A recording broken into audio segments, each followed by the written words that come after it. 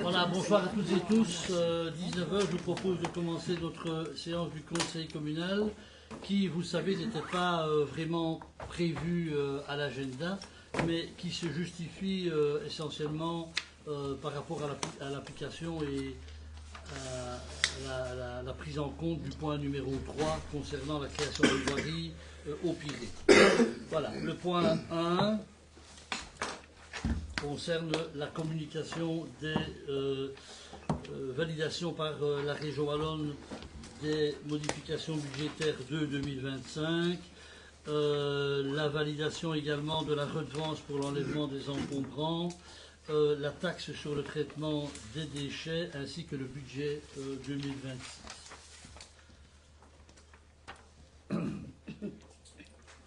Point 2, finances, tutelle, CPS, budget 2026, décision. Je passe la parole à notre présidente de CPS. Merci et bonsoir à tous. Et voilà, nous arrivons aujourd'hui à la dernière étape du processus budgétaire du CPS, c'est-à-dire l'approbation par votre conseil, notre conseil plutôt. L'avant-projet de budget a déjà été approuvé par le bureau permanent le 8 décembre. Il a ensuite été présenté au comité de concertation le 18 décembre, sans qu'aucune remarque ne soit formulée. Enfin, le conseil d'action sociale l'a approuvé le 13 janvier dernier, sans observation aussi. Bon, vous avez reçu tous les documents budgétaires. J'imagine que vous en avez pris connaissance, donc je vais me limiter à vous relever les chiffres. Le budget ordinaire s'élève à 1 308 337,50 centimes, avec une intervention communale portée à 376 000 €. Et le budget à l'extraordinaire, quant à lui, s'équilibre à 225 000 €. Si vous avez des remarques ou des questions. Questions, pas de questions? On peut valider? Merci. Qui est contre? Qui s'abstient? Ouais. On peut séparer. Voilà. L'ordinaire de l'extra, c'est vrai. C'est vrai. Merci. Voilà. Pour l'ordinaire, qui est pour? À l'unanimité. L'extraordinaire, qui est pour? Qui s'abstient? Qui vote contre? Il y a de tout dans la salle. Et notre justification, c'est on reste cohérent par rapport à nos votes précédents concernant le cabinet médical de Pelenne. Ok, merci. Pour notre vote compte, c'est pareil, nous restons cohérents. Nous ne cautionnons pas l'achat de la maison à Pelenne et les travaux destinés à en faire un cabinet médical. Ok. Point 3. Urbanisme, création d'une voirie Thomas et Piron. C'est une construction de 8 habitations unifamiliales, rue au Pirée, décision. Donc le dossier que nous présentons là maintenant ne concerne que la création de la voirie dans le prolongement de la voirie déjà existante afin de permettre l'accès aux 8 habitations qui seront réalisées, je vais dire ultérieurement, mais quand même bientôt.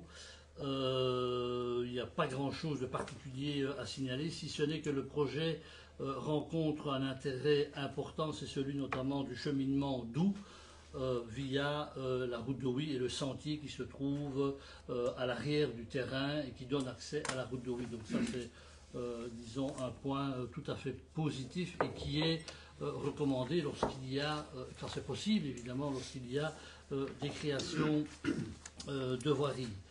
Donc cette zone-là qui est maintenant actuellement toujours domaine privé deviendra sur la portion de la voirie domaine public de la commune, dont on augmente un peu.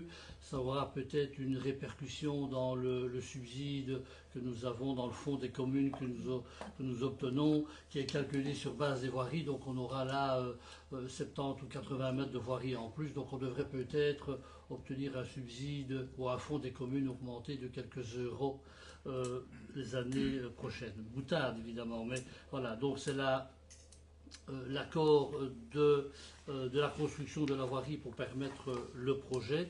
Important de signaler, parce qu'il y a plusieurs accès, il y a plusieurs points, il y a notamment l'accès piéton qui est bien utile, et aussi que le projet a été bien étudié, bien réfléchi, notamment en ce qui concerne les eaux notamment en cas de grosse pluie, les eaux de ruissellement, avec un genre de bassin d'orage qui se trouvera, disons, en souterrain, en dessous de la voirie, pour récupérer les eaux et pour ne pas évidemment causer un problème, je vais dire, avec ces eaux évidemment de ruissellement, ce qui est évidemment un point important et au sujet duquel on a été évidemment très très sensible.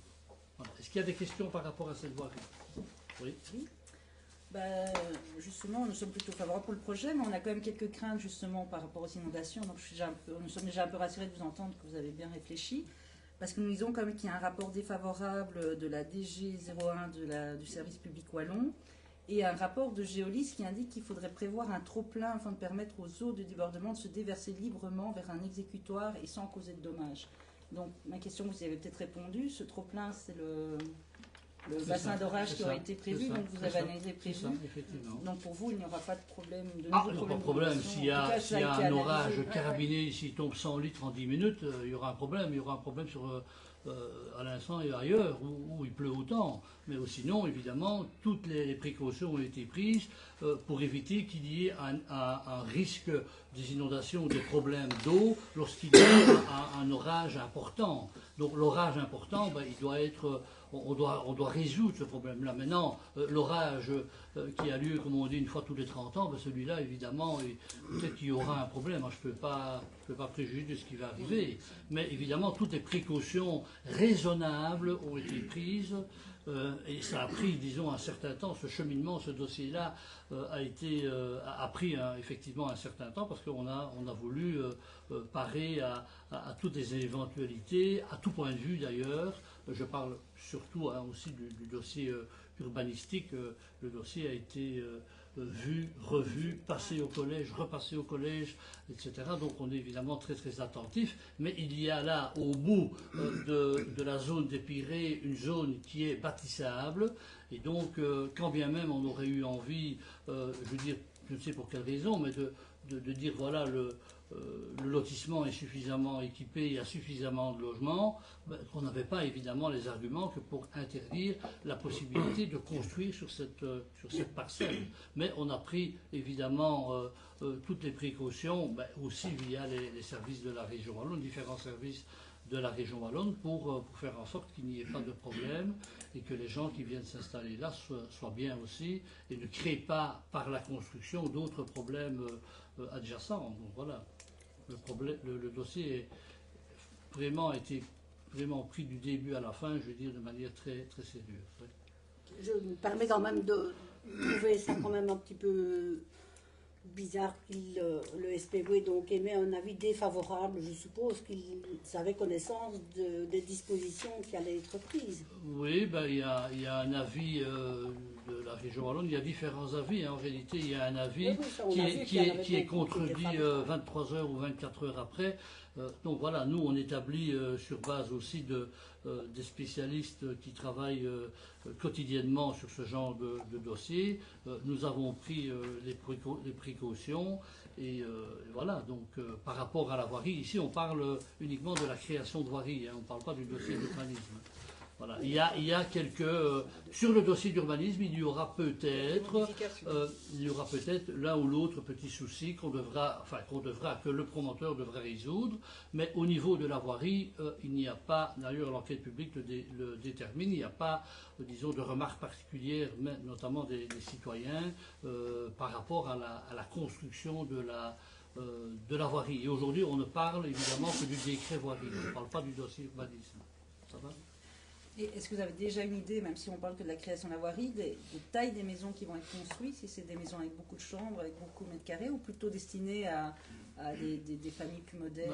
Je veux dire, voilà, le dossier ne porte pas là-dessus. Il y a différents logements, certains avec plus de chambres que d'autres, et aussi probablement en fonction aussi d'une capacité d'acquisition pour les acquéreurs, avec des maisons probablement un peu plus chères, un peu moins chères, un peu plus spacieuses, un peu moins spacieuses.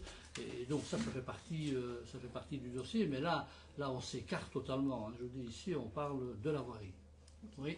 Il n'y a pas de questions. On peut approuver cette nouvelle voirie, future voirie communale. Merci, à l'unanimité.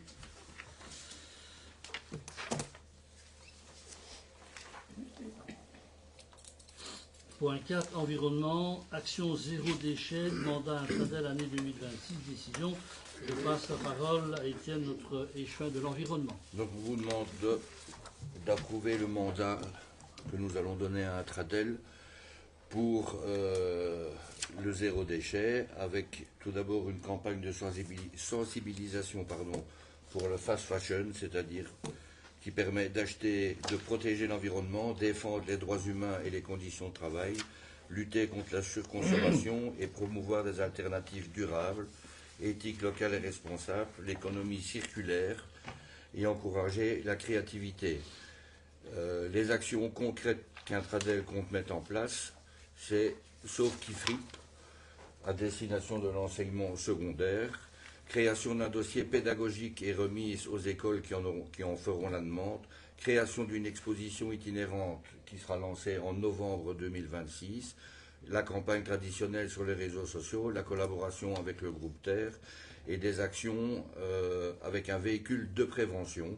Et on pourrait aussi aller visiter le centre de tri Terre, l'action de terrain avec les magasins de seconde main, valorisation des magasins et, comme je disais, la présence du véhicule de prévention, mais tout ça est nouveau, je n'en sais pas encore plus ce que c'est. Donc probablement, c'est venir expliquer sur place les actions possibles qu'il y a lieu de faire. Voilà, c'est comme chaque année finalement. Voilà, il y a des questions? Juste une petite remarque, et tu viens d'en parler, le centre de tri, pour moi je pense que ce serait une très bonne idée de le visiter, de le faire visiter aux enfants et à des publics déterminés. En fonction. On peut mettre ça en place. Ça a déjà été fait, mais on peut le refaire. On peut le refaire, oui. Comme les centres de tri, ça n'a rien à voir ici, mais les centres de tri d'Intradel, c'est quelque chose de très intéressant aussi à les visiter, le tri de tous les déchets. Ça, et le centre de tri PMC est très intéressant à aller voir. Pour l'avoir déjà vu, effectivement. Mais est-ce qu'il n'est pas un peu trop tard? Parce que selon la lettre d'Intradel du 13 novembre 2025, il fallait donner la décision du Conseil communal avant le 31 décembre 2025. Ah bah alors tout s'arrête. Ouais. Alors tout s'arrête. Je sais pas, parce que le mandat est intéressant, donc on a encore le temps de Oui, transmettre. il n'y a, Sans problème. aucun souci, le dossier est arrivé effectivement en novembre et le personnel à cette période a évidemment énormément de travail, donc le dossier n'a pu être présenté lors de la séance du 18 décembre et il est maintenant, donc il n'est absolument pas trop tard. Et l'action, les actions vont débuter, hein. On est le 4 février, donc pas de souci. Ok, tant mieux. Oui, on peut approuver. Merci.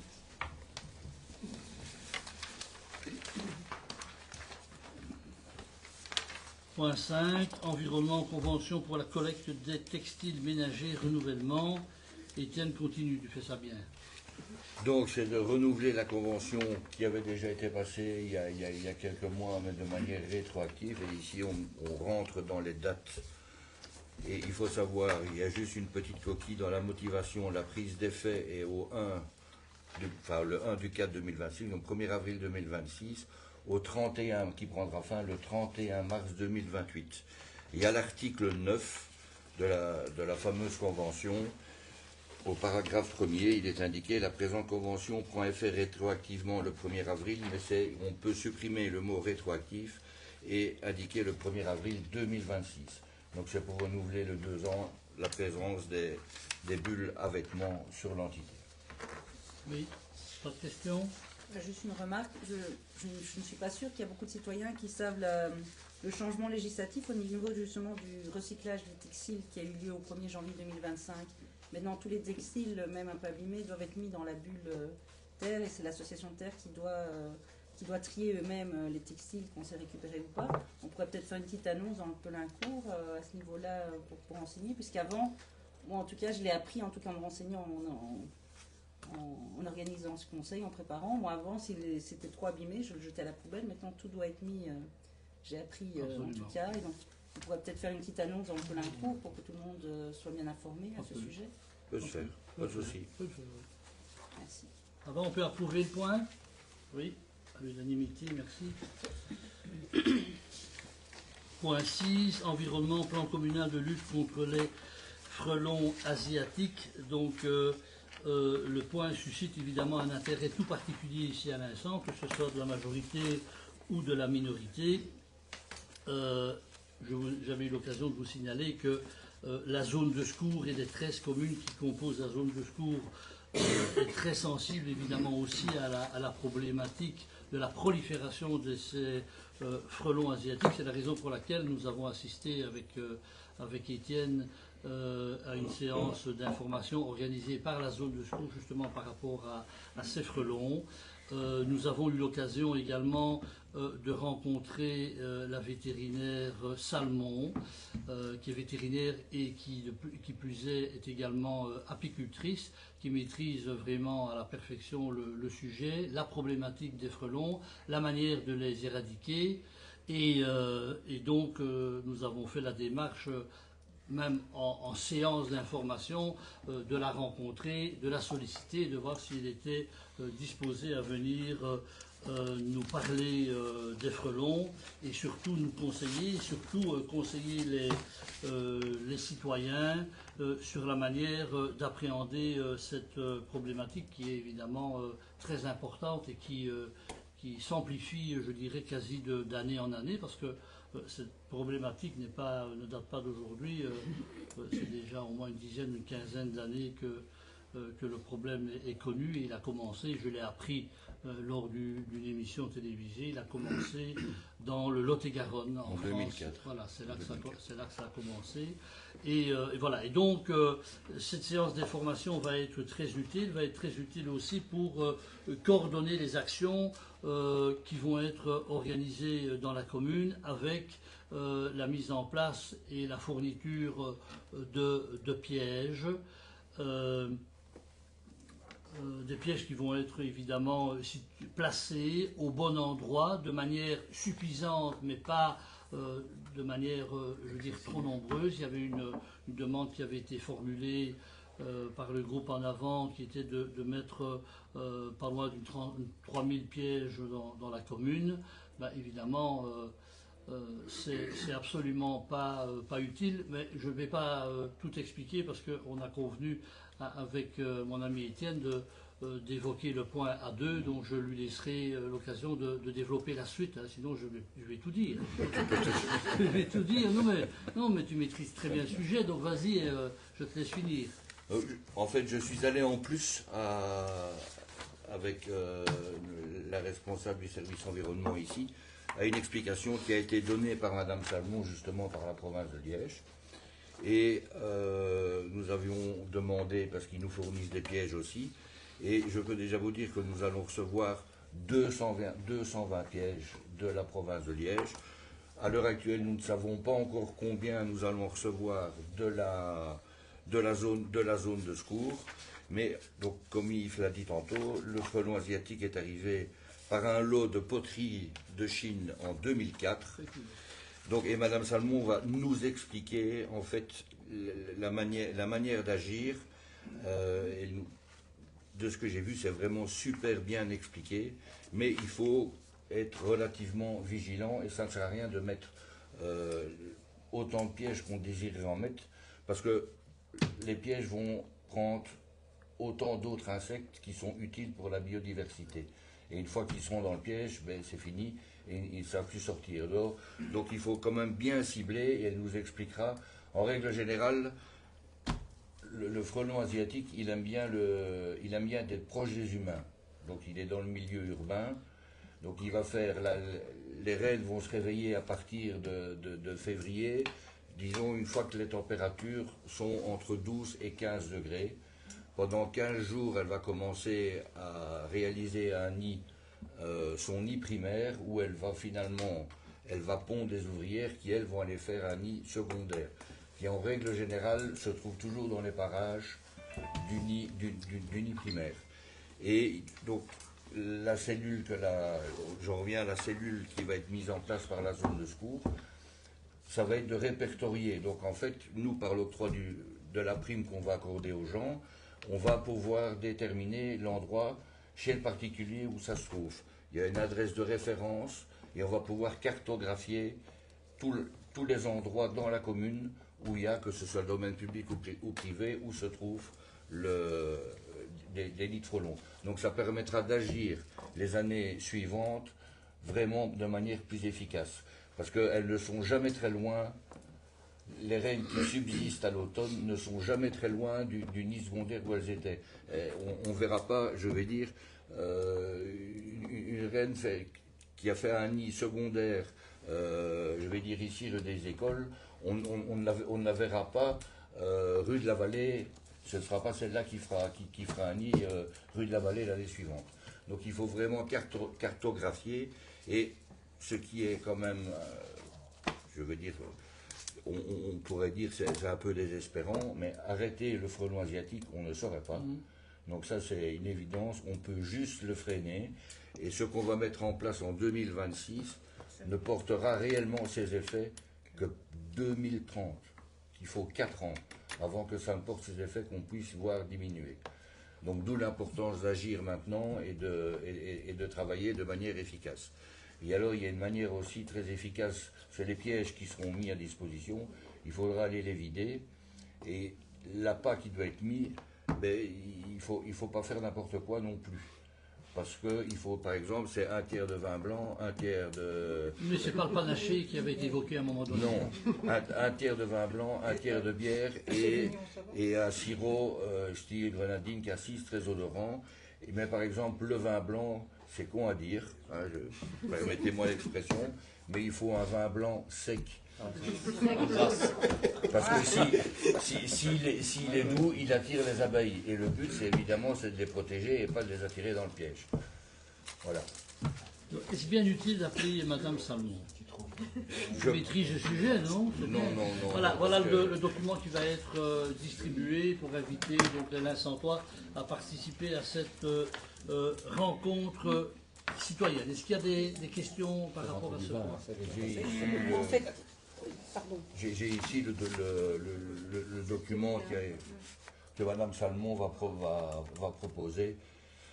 C'est vraiment super bien fait et très intéressant. Et elle le dit elle-même, ça ne sert à rien de mettre autant de pièges qu'on pourrait croire que mettre un piège dans chaque maison, ça ne sert à rien. Maintenant, peut-être qu'il y a des endroits où il faudra peut-être mettre deux pièges, mais peut-être que 10 maisons plus loin, on n'en mettra plus, et à la 11e maison, on en mettra un.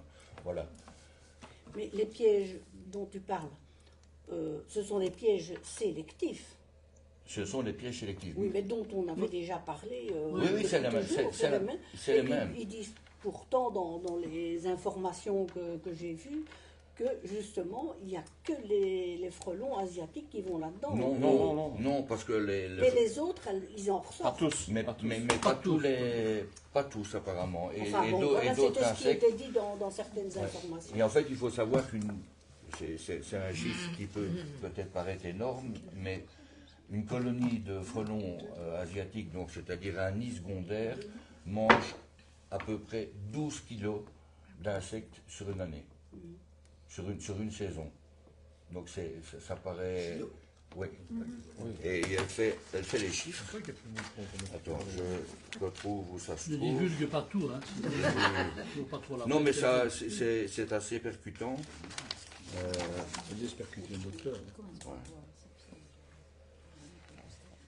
Voilà, ici, donc 11,32 kg de poids, ça équivaut à 150 000 abeilles domestiques. Donc, et on considère qu'il y a plus ou moins 20 nids au kilomètre carré, donc ça fait 3 millions d'abeilles, soit 227 kg d'insectes. Donc c'est une quantité énorme. C'est vraiment énorme. Donc effectivement, il est grand temps d'agir, mais visiblement, il faut pas faire n'importe quoi. Oui, mais les personnes chez qui on va mettre ça donc, doivent obligatoirement faire une demande de prime pour avoir le... Non. Je n'ai pas bien compris. Non, la prime, prime, c'est où on il y a a un nid, décidé la dernière fois d'accorder une prime à toute personne pour un montant de 50 € Oui, qui ça, ferait je suis détruire. d'accord. Donc, à partir de ce moment-là, nous, à la commune, on connaîtra l'endroit où il y a, Oui, ça, j'ai où il y a une compris. prime. Mais- Et donc, on aura l'adresse. On va l'indiquer, il y a une adresse créée par la zone de secours, et où la responsable du service environnement est répertoriée, elle sera indiquée, comme le domaine public, ça se fera automatiquement puisque les pompiers le sauront, mais le domaine public, le domaine privé, il faut qu'il y ait une démarche qui soit faite pour qu'eux puissent les cartographier. Parce que ce ne sera pas nécessairement toujours les pompiers qui viendront retirer ou neutraliser le nid. Donc ça, le fait d'inclure dans cette adresse va permettre de cartographier l'endroit où se trouvent les nids et qui va permettre d'agir au mieux les années suivantes. En réalité, c'est ça. Ça paraît un peu fastidieux, mais... il faut que les citoyens... il faut que les citoyens jouent le jeu. Voilà, ça c'est une certitude. Et les pièges, en tout cas, du moins ceux qu'on recevra de la province, il y aura le bocal qui sera fourni avec, et il y aura un QR code dessus, où les gens pourront scanner le QR code, mais dans les pièges justificatifs, ici, on a déjà mis le mode d'emploi pour l'utilisation du piège. Voilà. Donc voilà, on avance, comme les autres communes d'ailleurs, et en accord avec les différentes parties au conseil communal. On est tous sensibles à cette problématique qu'on ne va pas... on ne va pas résoudre ça du jour au lendemain, on est bien conscient, mais il faut effectivement qu'on agisse, parce que sinon ça va devenir une catastrophe, vraiment une vraie catastrophe. Et s'il n'y a pas de changement de date, donc le 2 mars aura lieu la conférence, et je vais chercher moi-même les pièges à la province le vendredi 27. Pour pouvoir éventuellement... Pour pouvoir les remettre aux gens qui seraient intéressés déjà de les recevoir au moment de la conférence. Voilà, ça devait être la semaine prochaine, mais c'est reporté à la semaine d'après. Donc c'est ça que je dis, j'espère qu'il n'y aura pas de changement de date pour pouvoir les avoir. Plus ceux qu'on aura qui nous seront attribués. Et la province... C'est 4 000, hein, ouais. 4 000 dans un premier temps. Hein. Et la province, visiblement, ils ont... comment vais-je dire, moi, pour déterminer le nombre, ils déterminent ça par rapport au nombre de la superficie des communes. Donc voilà. Je suppose que la zone de Je suppose que la zone va faire la même chose, donc... Ça va? Est-ce que je peux voilà, poser une dernière question? C'était une communication. Oui, pardon. Ici, quand j'ai lu les informations qui sont données par la zone de secours, justement, pour pouvoir aider contre les frelons asiatiques, il y a quand même indiqué à 2 endroits qu'il est tout à fait possible pour une commune de conclure un marché public pour prendre en charge, partiellement, totalement, pour détruire les nids de frelons asiatiques, même sur le domaine privé. Or, il me semble qu'on en avait discuté lors du conseil du mois de novembre 2025 et on avait proposé, par exemple, de faire un marché public pour que s'il y avait un nid de frelons dans un particulier, ça puisse être pris en charge totalement par la commune, et qu'on nous avait dit que ce n'était pas possible de faire un marché public sur le domaine privé. Mais ici, dans la documentation qui a été fournie pour la préparation de ce conseil, de toute évidence, oui, mais c'est possible. on a défini, on ne va pas revenir chaque fois avec le point, il y a une décision qui a été prise, il y a une délibération qui stipule qu'il y a une participation de la commune de 50 € lorsqu'il y a une destruction d'un nid de frelons dans une propriété privée, donc on ne vient pas, là-dessus. Mais non, je le souligne quand même parce qu'on nous a dit que notre proposition n'était pas réaliste ou pas faisable. De toute évidence, après qu'on a pris une autre décision au niveau, ok, mais en tout cas c'était faisable. Voilà, d'accord. Mais lors de la présentation, certains bourgmestres ont quand même, je ne vais pas dire qu'ils ont grogné, mais ils n'étaient pas tout à fait d'accord au fait non plus du marché public réalisé par les communes pour intervenir chez le privé. Hein. Ça reste quand même la zone de secours qui a dit qu'il y avait la possibilité de faire ça, mais je ne suis pas certain que ça ait été vérifié complètement au niveau légal. Au niveau de Liège, c'est fait. Apparemment, ils prennent en charge les particuliers de la totalité. Oui, mais enfin, on est bien d'accord, mais il reste toujours l'autonomie communale. Voilà, là, ça, on a décidé un peu autrement, mais on est quand même hyper proactif sur le sujet. Voilà, ça va pour le point 7. Point 6, pardon, effectivement. Point 7, approbation du PV de la séance publique antérieure. Oui, c'est après. Donc, approbation du PV, c'est d'abord les points qui sont inscrits à l'ordre du jour, et puis le point supplémentaire vient à la suite des points... On fait comme ça depuis quand même quelques années. Donc ça va pour le PV de... On peut valider. Merci. Point 8.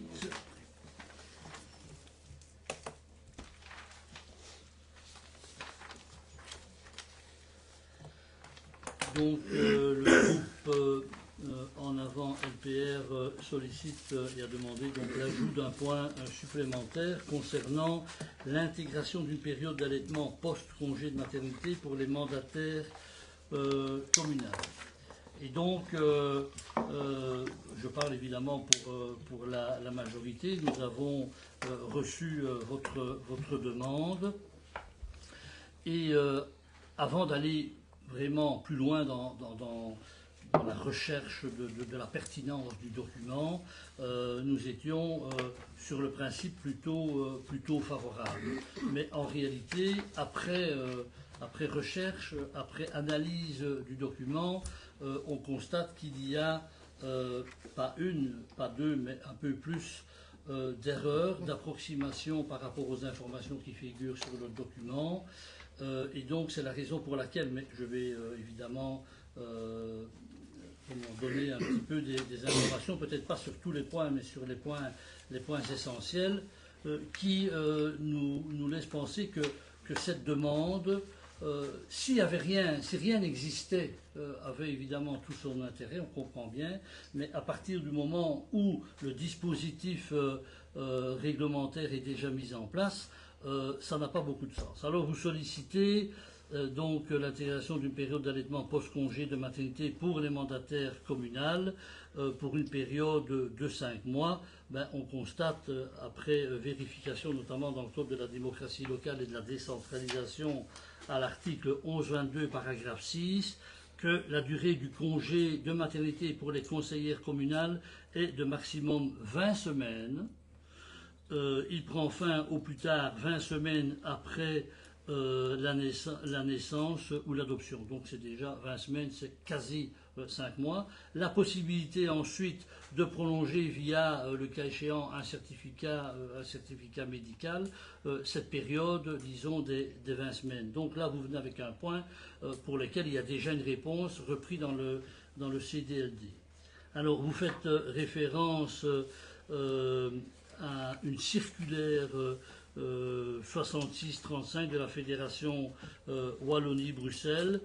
C'est vrai que quand c'est formulé comme ça, on a tendance à penser qu'effectivement vous avez bien vérifié que la circulaire 66-35 s'applique bien au principe de votre demande, notamment pour les enseignants dans le cadre de la Fédération Wallonie-Bruxelles. Et quand on regarde évidemment cette circulaire 66-35, on constate que cette circulaire porte sur un appel aux candidats à une désignation en qualité de conseiller pédagogique. Donc ça n'a évidemment aucun lien, aucun rapprochement avec le point que vous avez émis. Plus encore que trois remarques, je pense que l'objectif c'est pas de casser votre projet qui était qui objectivement qui a reçu en première lecture, évidemment, un avis tout à fait favorable de la majorité. Mais à partir du moment où on demande, évidemment, une recherche un peu plus approfondie par rapport aux points qui sont évoqués, on constate, évidemment, qu'il y a quand même quelques erreurs. Je ne sais pas comment vous êtes arrivé à ces informations-là. Je pense que c'est pas ce qu'il faut retenir du projet. Il faut retenir que du projet part d'une très bonne intention. Et donc, moi, je vais donner évidemment l'occasion de vous exprimer si vous le souhaitez. Moi, je pense qu'il est plus courtois, me semble-t-il, de vous proposer de retirer le point plutôt que de voter sur un point qui n'est pas exact, avec des références réglementaires qui ne sont pas du tout exactes et avec un CDLD qui prévoit déjà ce que vous proposez pour 20 semaines. Je pense que c'est plus sympa de faire comme ça. Maintenant, si vous souhaitez vraiment qu'on aborde le point, sur base de toutes ces erreurs et de ces approximations, la majorité sera obligée de voter contre. Mais on peut demander pour suspendre la séance pour en parler. Pour en parler, peut-être. Ah oui, bien sûr que oui, totalement. Ce serait, Voilà. à mon avis. plus facile pour nous.